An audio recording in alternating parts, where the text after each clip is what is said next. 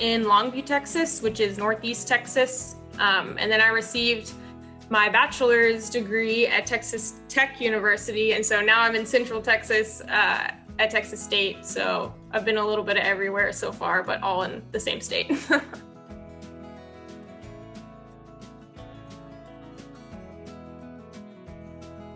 The most prevalent threat to bats right now in North America would be white nose syndrome. It is the result of a fungus that causes bats to wake up from hibernation. And so when bats hibernate, they have this reserved amount of energy that they've stored.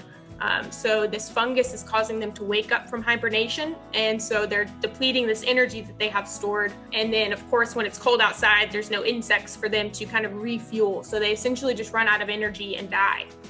And then like most wildlife, bats face threat due to things like climate change and habitat degradation. Climate change bringing about these irregular temperature extremes. In Texas, we had the big freeze in February.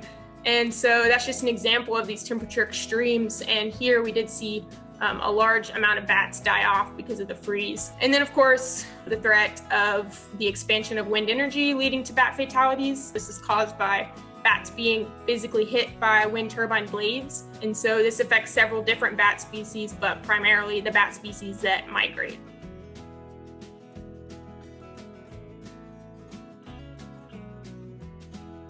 Just the basics on this ultrasonic acoustic deterrent that NRG has manufactured.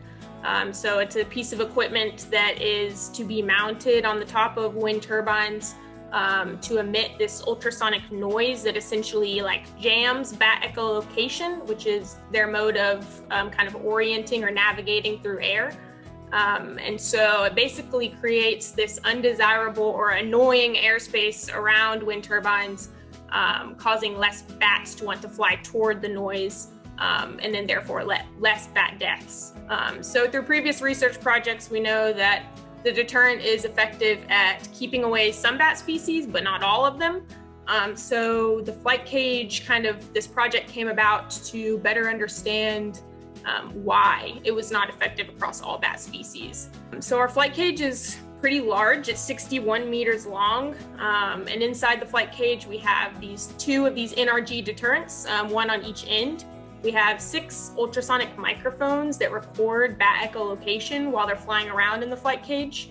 And then on the outside, we have 4 thermal cameras that allow us to kind of monitor the flight paths and kind of how they're moving away or toward this piece of equipment on each end.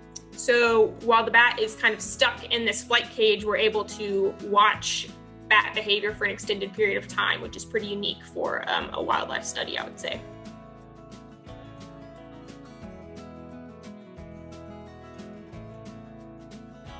Right now, I am leading a group of technicians and myself. We capture bats and collect data in the field. So we set up nets called mist nets. We usually set them up over small bodies of water. Bats swoop down to drink from the water and fly back up. And so they get kind of caught in these nets, and we go out and we kind of untangle them and we put them in our little bags and we take them back to the flight cage. We turn on all of our equipment and we expose the bat to 3 different treatments while, running the video, the cameras and microphones. And then we actually take them back to wherever we captured them and release them there. We have these little hand nets, you can imagine like SpongeBob, and we run around and we have to catch this tiny little bat in this dark giant cage. So it's pretty amusing. I think the longest it's taken is an hour.